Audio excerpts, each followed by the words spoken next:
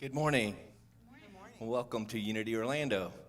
Our opening statement this morning is in our unity of purpose, we are guided by divine wisdom and prospered by divine love. Let's all affirm that together. In our unity of purpose, we are guided by divine wisdom and prospered by divine love. All right, let's all close our eyes, take a nice deep breath in.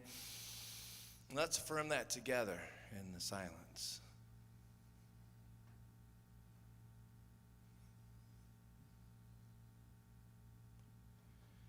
And so it is. Now, if you'd like to stand and join us, we'll sing our joy song this morning. It is Life to Love.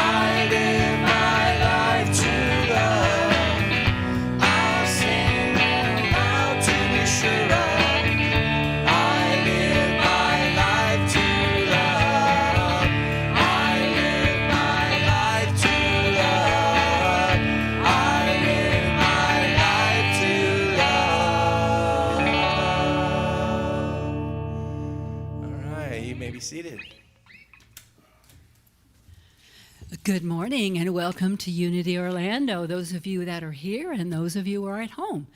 My name is Reverend Ronnie Kenny. I'm your assistant minister here, and it is quite the pleasure to be back up here again. Thank you for being with us. Yay.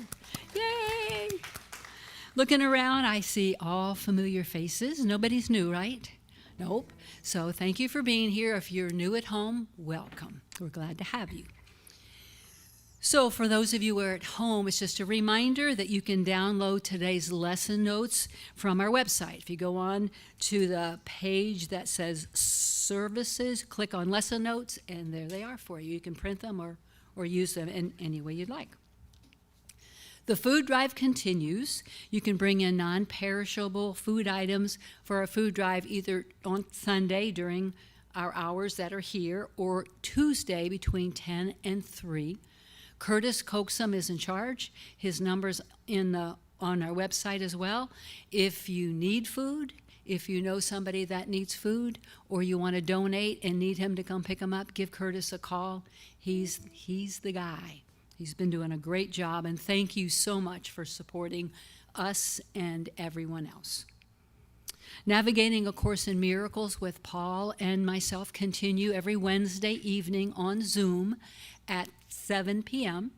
If you aren't already joining us and would like to, make sure you send me your email address so that I can send you the link. My email is on the website as well. Wednesday nights at 7 p.m. A Unity Orlando men's group meets every Wednesday at 4 o'clock outside Starbucks, the corner of Howell Branch and 436 in Winter Park. And they would love to have any of you men join them if you want to. For more information, call Mark. His number is in the bulletin, or you can check with us at the office. His contact information is on the back of the bulletin. So that's Wednesdays at 4 o'clock. Our annual meeting is next Sunday following the 11 o'clock service. We will be live streaming. We'll end the 11 o'clock service, and then we'll start a new live stream 12:15-ish after that. So if you want to come and be here in church, we'd love to have you. We still have plenty of space. Or if you want to stay home and watch it, that would be just fine as well. Reverend Bob's lesson this morning is Silver Lining. But before we invite him up here, we're going to turn it back over to Brian and the music department. All right, thank you, Reverend Ronnie. And I know the topic is silver lining, but I thought, well, if you can have a life with a silver lining, it could be a golden life. Yeah. So we're going to, yeah, a little stretched. So this is a song called A Golden Life.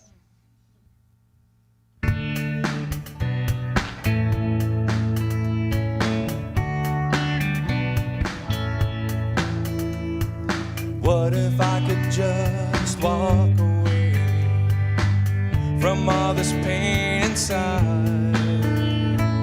What if I could just find a way to step into a golden life? A golden life, not the kind that weighs you down, but the kind that keeps you coming around. A song, the kind of life I know I belong. I know I belong.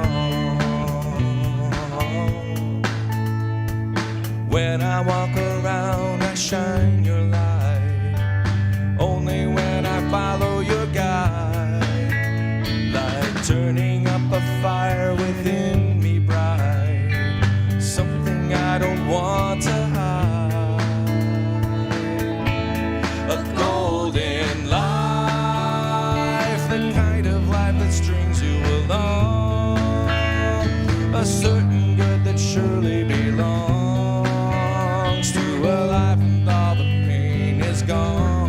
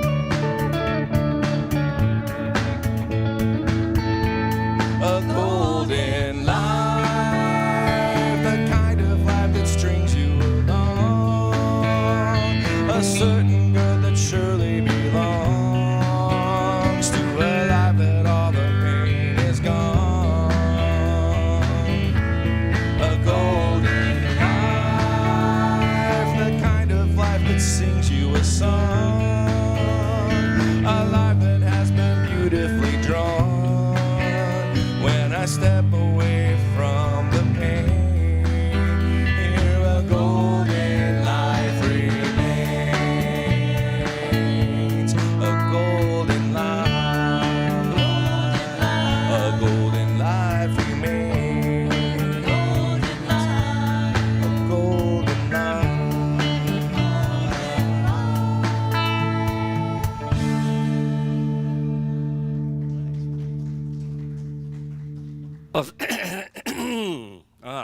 Thank you. That was gorgeous. That was beautiful.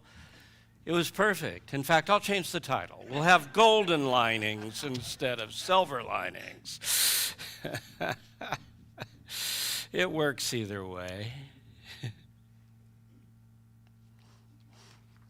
Well, the world is always changing, isn't it? And this week it changed on us again. So, where do we stand on masks? We decided I have to address this. It's rather involved. Number one, the CDC says that if you have been vaccinated, you don't need to wear a mask in group settings. Okay. So, we're kind of on the honor system here. If you have been vaccinated, I guess you don't need to wear a mask. And if you haven't, we'd prefer you wore a mask, but in the end, this is going to be your choice. It's all honor. It's what you're doing. Now, there are some people who've been vaccinated who are going to wear a mask. My wife is one of them. People who have reasons why they need to be a little extra careful. Okay, and so I don't know that you can tell who's been vaccinated and who's not by who's wearing a mask, because that isn't the way this is going to work. Okay, and I am going to wear a mask when I leave the pulpit and go out front, so that if you're wearing a mask or not doesn't matter, you feel safe approaching me. Ronnie says she's going to do the same thing. So if you're wearing a mask, not wearing a mask, either way, we want you to feel safe in approaching us. So we're going to continue that, okay? The other thing that's going on is basically because of the level of attendance, we have no problem keeping up our social distancing. So as far as I'm concerned, we're already still being very, very safe, no matter how we're handling it. So what you do is now your choice. We want you to feel and be safe. And whatever your conscience leads you to do. Okay? So, if that sounded like it was all over the place, it is. Ronnie and I spoke and we said, what do we say? What do we do? Our first agreement was, we're not going to say anything. Then we finally decided that's the coward's way out. So, I'm concerned that this might go on because around the world the virus is going so strong it could still continue to create mutations. But we're going to do our best to stay ahead of things. This country, we seem to be doing better than most now. So, if you're home, I invite you back. We got plenty of room. You can still social distance. And masks, they're now your choice. Okay? And there's reasons to wear them, and there are reasons to shed them. We're going to leave it in your hands. Have I handled that appropriately? Oh, great, yes, I needed a round of applause. Okay. So let's talk about golden linings. I'm going to stick to silver linings just because it's the one everyone understands. We know what we mean when we say that. I am going to start off with a story that if you've been around, I know you've heard. But strap in, we're going to do it again. Many years ago in Venice, Florida, and many, many years ago I was in Venice, Florida for 2 years. In any case, many years ago in Venice, Florida, there was a woman by the name of Peggy Lamar. Now, Peggy was one of the young people in Venice because she was in her 60s. And so one day she is driving with a couple of her friends, and of course they were in their 80s, but she's driving with her friends through this rainstorm, and thump, thump, thump, thump, thump, thump, she has a flat tire. And it's raining, and there's nobody around, and she's the youngest person in the car. They're all dressed up. And she literally gets out and changes the tire because there's nothing else to do. This was before cell phones. You can't even call anybody and say, come save me. Okay? So she is soaked. Her clothes are just dripping on her, and so forth. But she gets the tire changed, shuts the trunk, and then as she's walking around to get into the driver's side of the car again, this teenager goes flying by at 45, 50 miles an hour and hits a pothole and splashes mud all over her. There she is in her fine dress, soaked and now muddy. And when she opens that door, what she says to her friends is, I can't wait to see the good that comes out of this.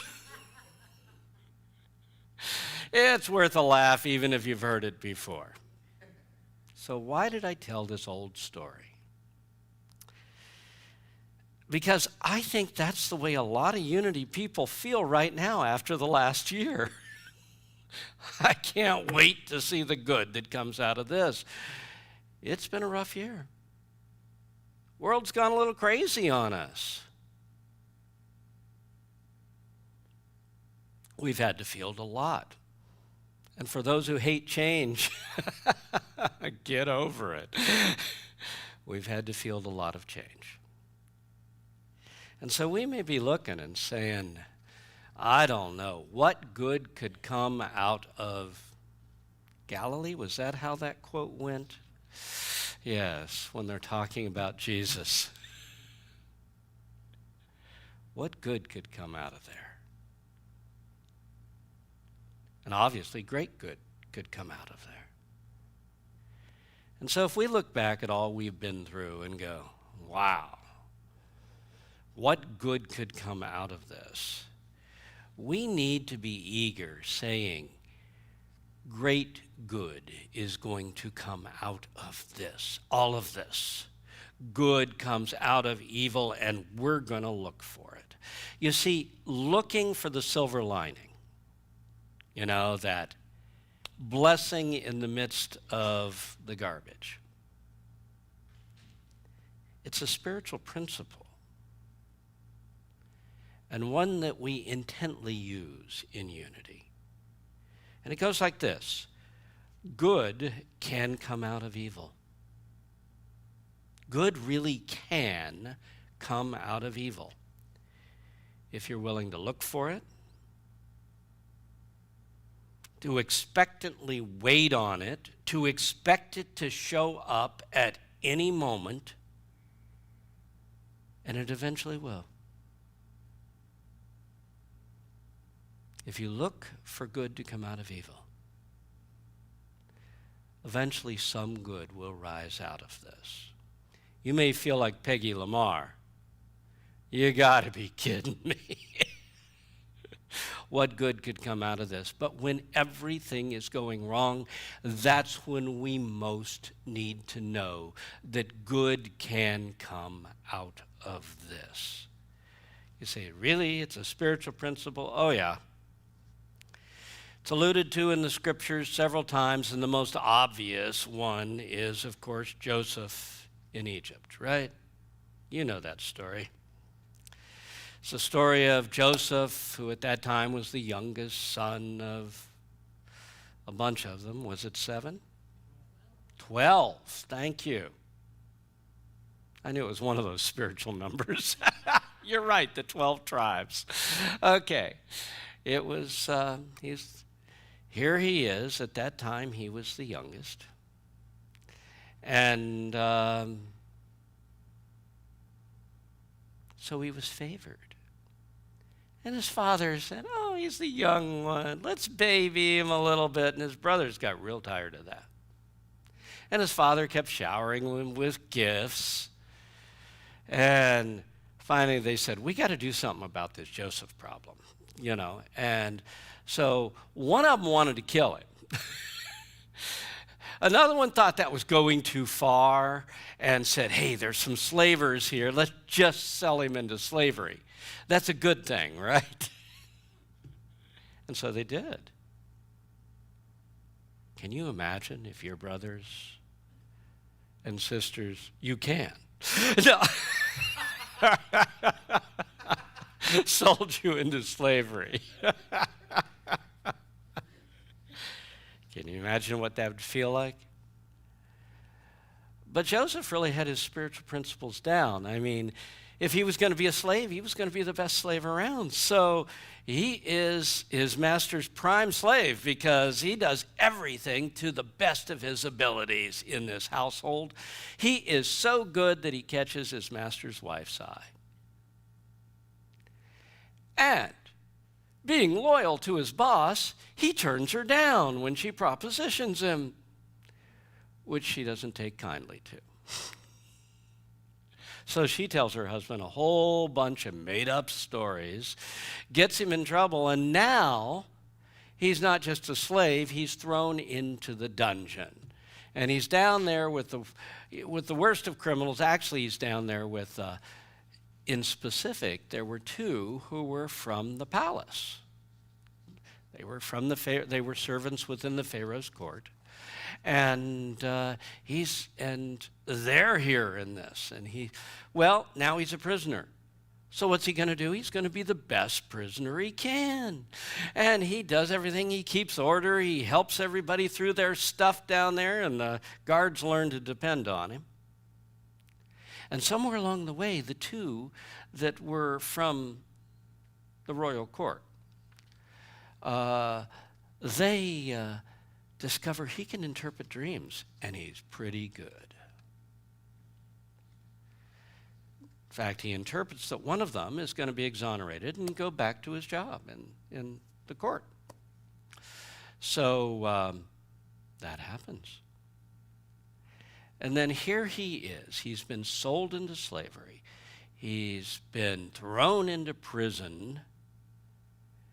And now, when the Pharaoh has a dream that no one can interpret, now this fellow prisoner who's back in good standing tells the Pharaoh of his experience with the guy down in the dungeon. And Pharaoh says, then bring him up here. And Joseph interprets his dream. And Pharaoh feels the truth in the interpretation. And in the end, Pharaoh puts Joseph in charge of doing what needs to be done to avoid the dire consequences that his dream is prophesying are about to happen, the famine. So Joseph, out of this tremendous evil that just befell him 2 or 3 times in a row, it kept getting worse, it sets him up in a position to become the second most powerful person in what was the most powerful country in the nation in the world at that time, at least in their world. So, that leaves us at the point where there's starvation hitting everybody all across the country, all across their world. And his brothers arrive because Egypt has grain And they have it because of Joseph. Now, they don't recognize him, but he recognizes them. And in the end, he messes with them a little bit, but he also still thinks of them. They're his brothers. It's his family. So here we are when the jig is up and he finally says, I'm Joseph, guys. Now they're scared because they know what they did to Joseph. And this is what he says in Genesis 45:5 and 50:20. They go together. Do not be grieved, nor displeased with yourself that you sold me here. Whoa! For it was to provide for you that God sent me before you. And at the very end, as for you, you thought evil against me, but God meant it for good. We're not saying there's not evil in your life.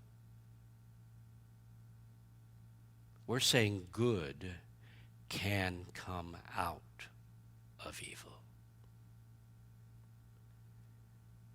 It may be meant for evil, but God can use it for good. Or as is stated very clearly in Romans 8:28, we know that all things work together for good to them that love God, to them that know God is in charge of your life. If you know God is in charge of your life, you know some good. There must be some purpose here, even in this agony that I now find myself going through. Sold into slavery, betrayed and sent to the dungeon. I don't think it gets much worse. And yet Joseph is able to say, God used that to create something brand new in my life that was wonderful. We know all things work together for good to them that love God. If you know God is in your life, you know you live and move and have your being within God's presence, it works together for good.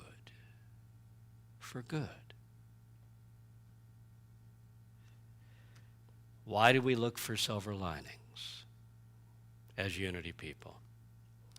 Well, bluntly, because what you concentrate on grows. And if you're going to look at all the evilness and be concentrating on the evil around you, everything that went wrong, you are going to watch what goes wrong grow in your life. There's nothing more dangerous than being a chronic complainer. It creates a life in which you've got plenty to complain about. It's the way it works. If you look intently for the good, it will appear. That's why we look for the silver lining. There must be some good that will come out of this. And in the end, when you find it, it gives you, when you suddenly can see that some small good could come out of this, it gives you something to be grateful for. And gratefulness attracts goodness. And when things are going wrong, you need something to be attracting goodness into your life. You got to have something to be grateful about. Because if you're just miserable, you're in a downward spiral. But if you find that silver lining, that little blessing that's hidden in this whole thing, you switch tracks, and now you're back on that upward spiral. That's why we do it. And basically, it's a principle we need to apply to every area of our life. We need to know that good comes out of evil, so that evil does not seem so threatening, so that we are not moved into such deep fear of the evil in our life, because fear will just drag you down. So, we know that some good comes out of evil. What's going down may not be what I want. I doubt Joseph wanted to be sold into slavery. But he had to say, okay, if this is my life now, I'm going to make the most of it. And so we've got to make the most of whatever we're facing that we don't want to face. Knowing that if God is in charge of my life, something good's got to come out of it. I have never gone through utter personality annihilation without coming out the other side someone better, someone more. And how many times did the very thing that you resisted most become your pathway to something greater, maybe even something you hadn't imagined yet?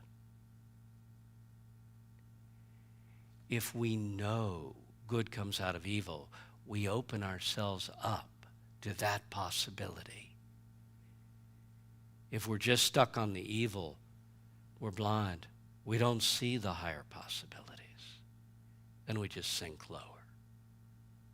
So, we have to know, no matter what it is, good comes out of evil. Beauty can come out of ugliness. The things that are ugly in our lives, we want to turn away from them. Just, I don't want to see that. I don't want to, that's terrible. And we demean it. Unfortunately, that sometimes includes our own bodies.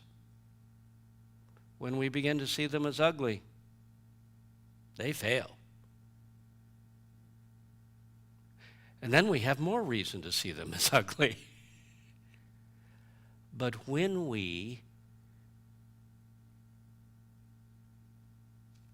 see the beauty in them, find the part of your body you can be proud of. Even if it's just, this thing's put up with a lot of garbage through my life, and it's still ticking. Okay, I'm proud of it for carrying me through all that I've taken it through. But when you begin to find the beauty, say in your body, and that's just one example, your body responds. And so does everything else around you. I remember I had friends in Colorado who claimed,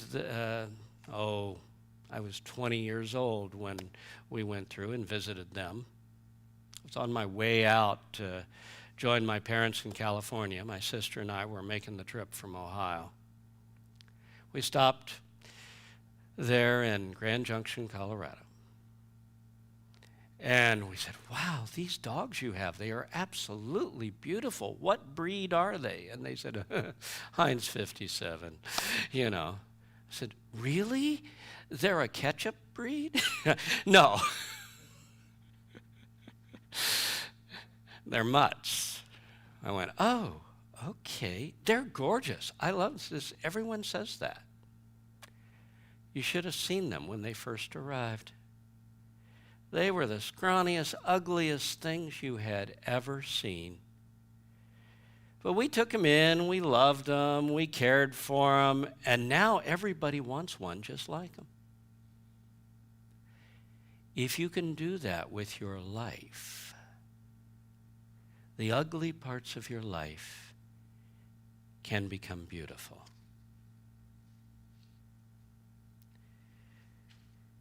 Order can come out of chaos.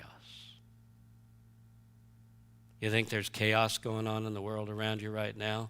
Sure looks that way at times.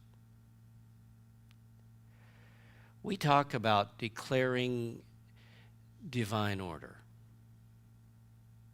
And what we mean when we say to declare divine order means when you don't understand what's going on, when you think your life has become utter chaos, that's the time you say it's in divine order, which basically means I can't see it, but God's got some order here. There's a purpose to everything that's going on.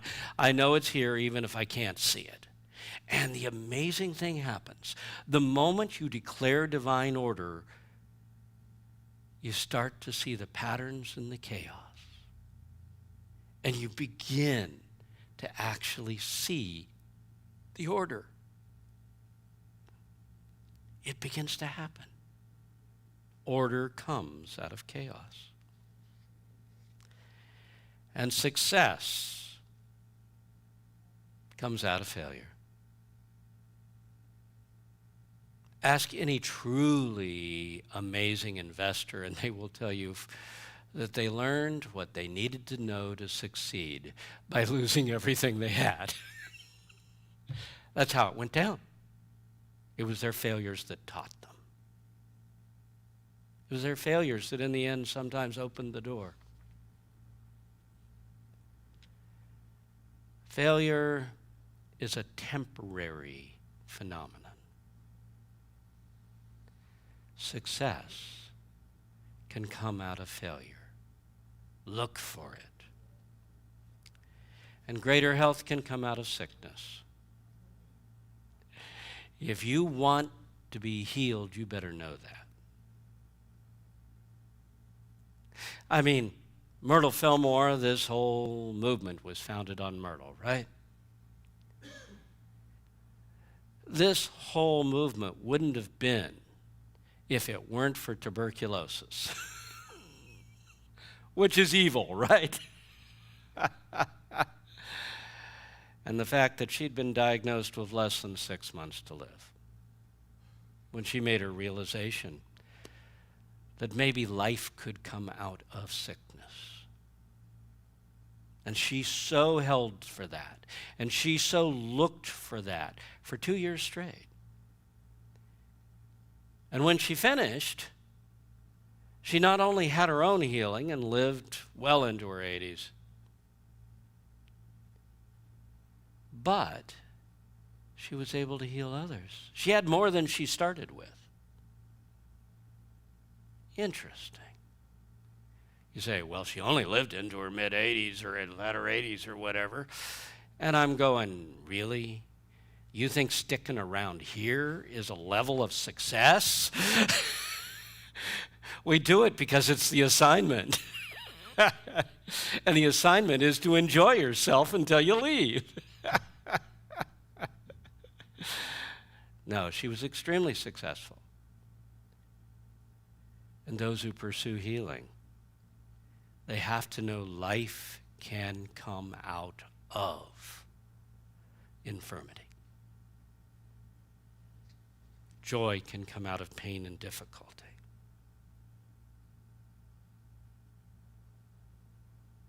Now I'm talking about emotional pain here.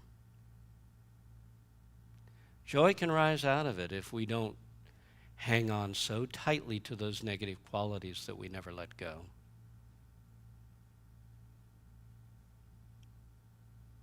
Joy can rise.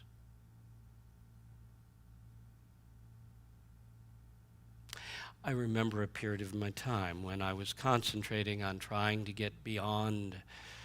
A long, long time ago, there was probably at least a year, if not 3, that I was depressed. My life had not gone as I thought it should. Okay, I got divorced. But what is intriguing is I concentrated on trying not to run from my pain, but feel my pain, to open my heart. And when I opened my heart, I found that when I walked out the front door of that church where I'd been sitting in my office on the floor with my back up against the wall, meditating, trying to get through this, I walk out and the sky is so gorgeous. It is so beautiful. It is so joy-filled that it almost hurts.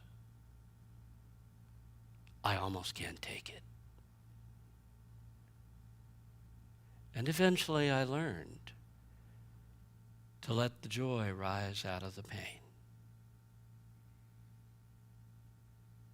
because it can. Harmony can rise out of discord. Someone's got to hold a sense of harmony. You got to be looking for it. You got to be declaring it. But harmony can rise out of discord, and new life can rise out of death. How many times have you died in this life alone? I don't know about you, but I've had 2 or 3 in which I knew the self I had been was dead. And something new was born. There was always something new and something stronger. The new self was always better than the old self that passed away.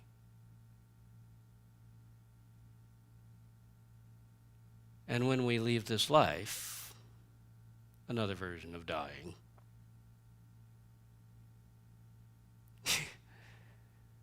you have no idea how good it feels on the other side. It is such a relief. It's bursting into a whole new life. That's what it is.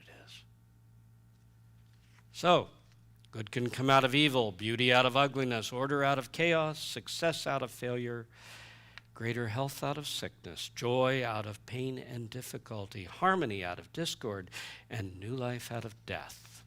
All of that is about looking for the silver lining, to allow it to come out of that which we didn't like. So here we go. Quickly, 5 ways to apply the silver linings principle to your life. There originally were 4, but then I came up with another one. You know me. Number 1, know that God is in charge and expect good to come out of something that goes wrong. Be Peggy Lamar. When something goes wrong, you think, oh my God, how could it get any worse? Please don't declare that. I discovered it always can. One of my principles I didn't put down here is realize it could have been worse. I take that one all the time. Know that God is in charge and expect good to come out of something that goes wrong. Look for it until you find it.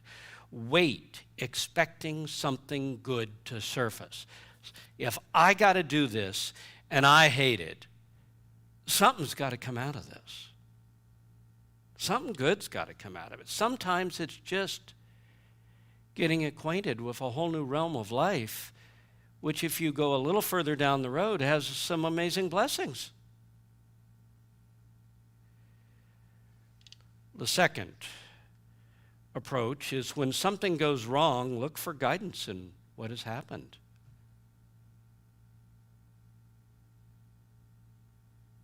I have learned the hard way. When my computer malfunctions, when I'm trying to make a trade on my stock account, don't do it.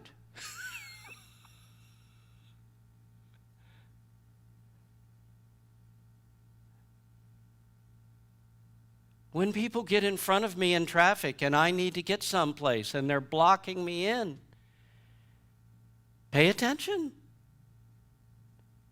There may be a reason why you shouldn't be speeding around the next corner.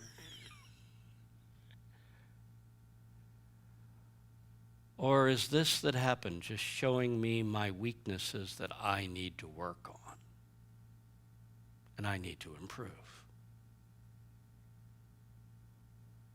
Because if I improve in this area, maybe I'm strong enough to be open to something greater.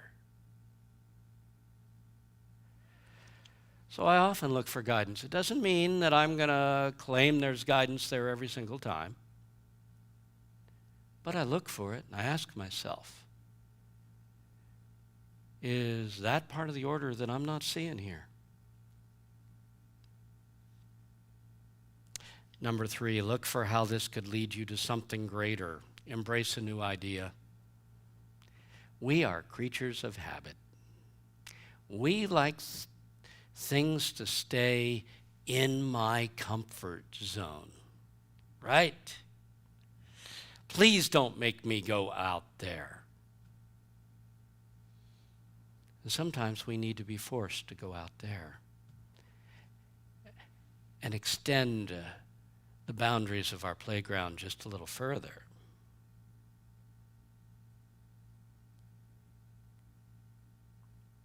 So, if you find yourself in the middle of something, headed a way you weren't planning on going, take a look around. Is there a new idea you need to embrace?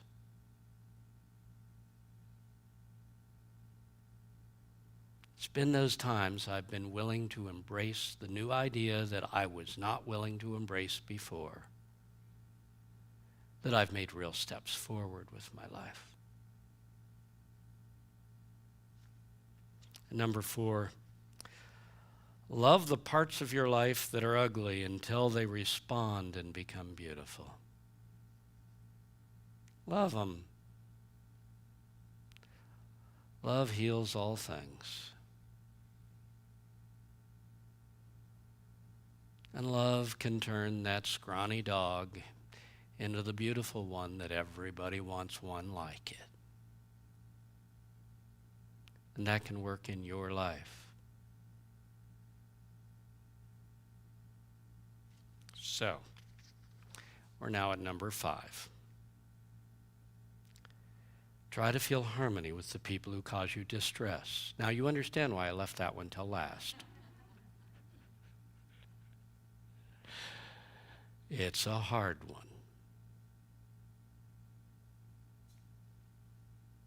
But harmony can come out of discord.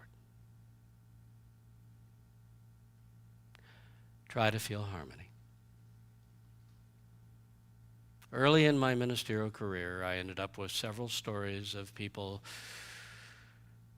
trying to make peace with someone who was just their bitter enemy. And I just want them off my back. What do I do? And I said, you got to love them and bless them and release them. What are you releasing them from? My idea of how evil you actually are. My expectations that you're a terrible person. That's what I have to release. Everybody's a child of God under these stupid little costumes we're wearing. Everybody. So, those people who cause you distress, don't do stupid things. Don't put yourself in jeopardy in a stupid way. But reach out to them on a high level and try to feel harmony with them. If you can be the one, love and I had the wit to win. We drew a circle that took him in. He drew a circle that shut us out. But love and I had the wit to win. We drew a circle that took him in. If you can do that, he at least does not have the power over you that you originally thought he did. Everything is dispensed, or she does not have the power over you that you originally thought she did. You've got to be able to say, everybody out there's a part of me. I'm positive this one's a cancer cell, but no. Everyone out of there is a part of me. If you can do that, there have been so many situations where bitter enemies became the other person's best means to their greatest good.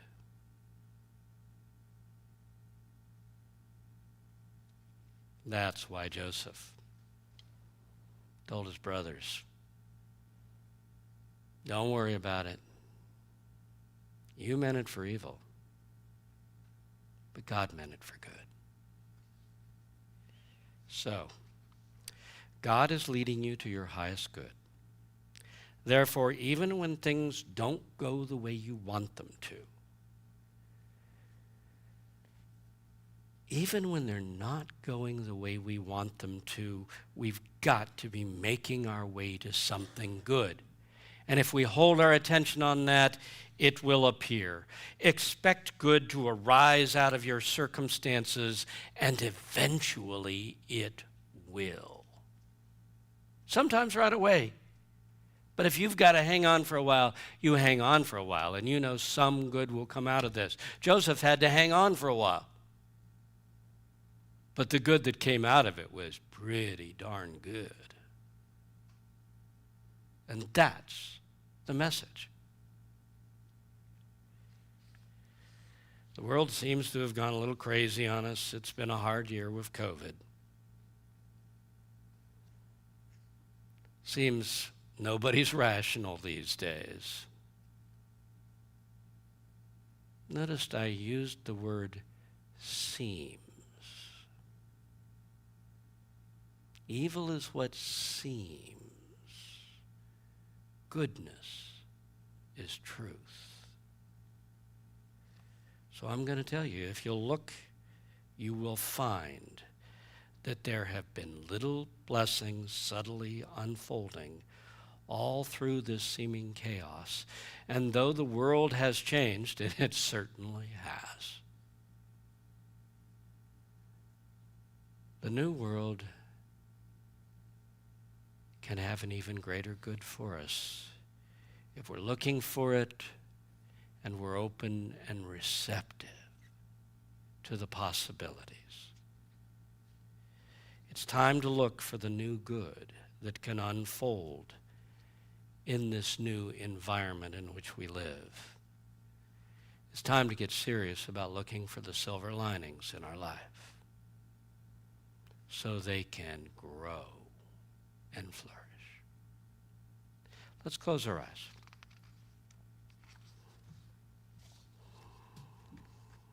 Take a deep breath and sigh it out.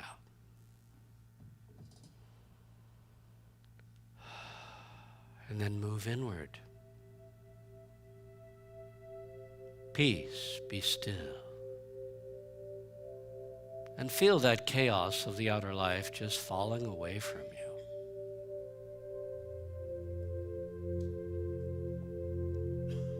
For here within we realize, I am here in the presence of God.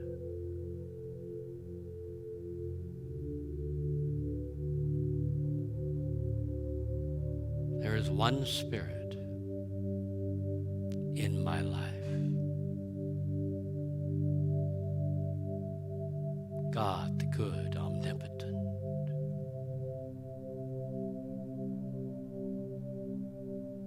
That Spirit surrounds me, enfolds me, cradles me, and loves me.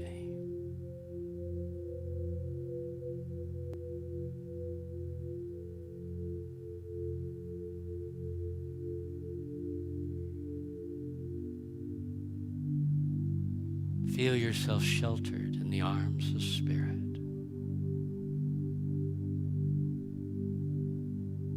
God is in charge of my life. Every part of it. There is no part of my life that is outside of God. So God is in charge of my life, the good things that grow and expand, and the difficulties out of which new good arises. God is in charge, and I know that all is well.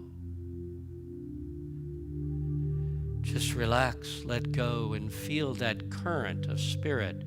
Know that the Father is leading me to my highest good, Sometimes a good I cannot see, a good I would turn away from, but God is continually leading me to my highest good. Feel the current, subtly buoying you up, carrying you higher to greater goodness that lies before you. And as you look out at your life, realize, as a child of God, all things work together for good in my life.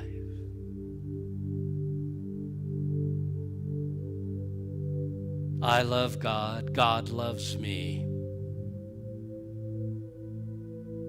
And in my life, all things work together for good. Some good must be coming out of this.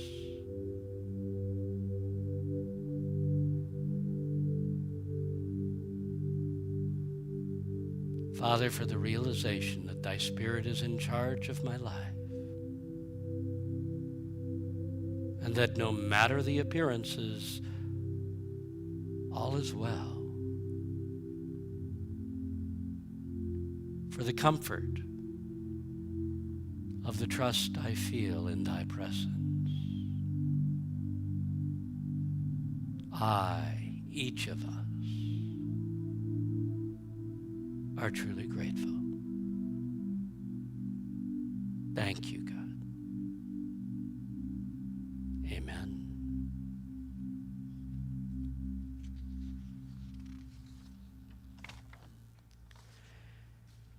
And if the usher will come forward. Oops. Paul is multi-talented. Board president, substitute technician, and usher when there's no one out there.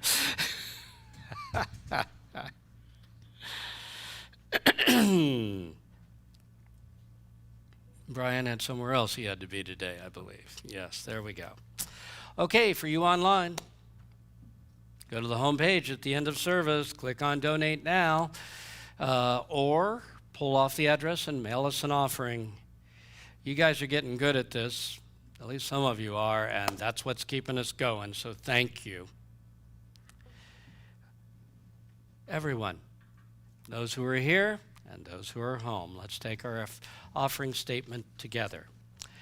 Divine love through me blesses and multiplies all the good I am and have, all the good I give and receive. Thank you, God. Amen. Let's turn it back over to Brian and the gang. Thanks, Reverend Bob. And I'll bring it back on track with this one. It's called Miracle in Disguise.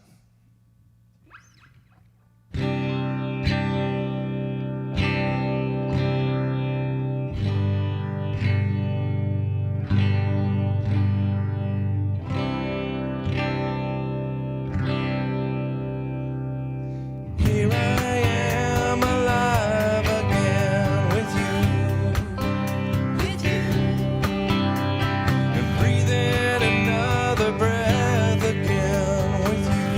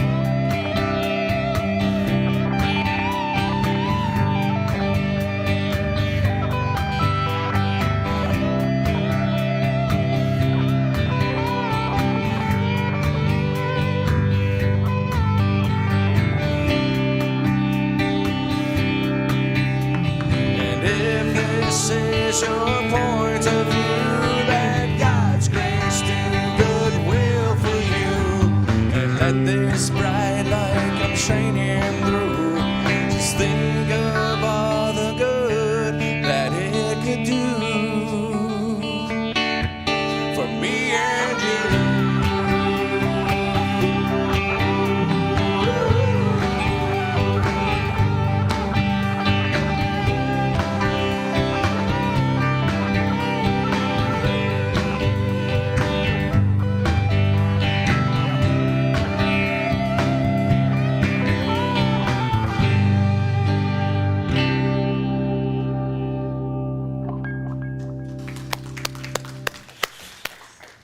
Well, that one was perfect, but the previous one was on track too. I liked it. Even if you did use gold instead of silver, you just upped it a notch. I think that's great. No, that was beautiful. That was wonderful. Thank you all, every one of you. I am especially grateful to have Ronnie back up in on the podium again. And for those of you who saw her on her walker, please understand, she was recovering from a sports accident. Really was. Yes. She's going to be careful about those bicycles from now on. Anyway, it's good to have you back, Ronnie, up front. Let's see. I've got some things here to say. What is it? Number 1, be safe, but live your adventure. Do whatever's right, but live your adventure. Enjoy your life. Next Sunday, I'll be speaking on being yourself. And next Sunday, we do have that annual meeting that was mentioned after the 11 a.m. service, probably about 12:15. We expect the whole meeting may be over in 15 minutes. It's not going to be a long, drawn-out thing. It's been a weird year, not a lot to do, so we'll have our meeting, and you can join us online if you wish. And my understanding is that you then can communicate with comments from online if you want, and we'll be aware of what's coming in. If you are one of those people who needs to make a comment. Anyway, let's all close this service by rising and sharing the prayer of protection. Together, the light of God surrounds us. The love of God enfolds us. The power of God protects us. And the presence of God watches over us. Wherever we are, God is, and all is well. God bless you all. Have a wonderful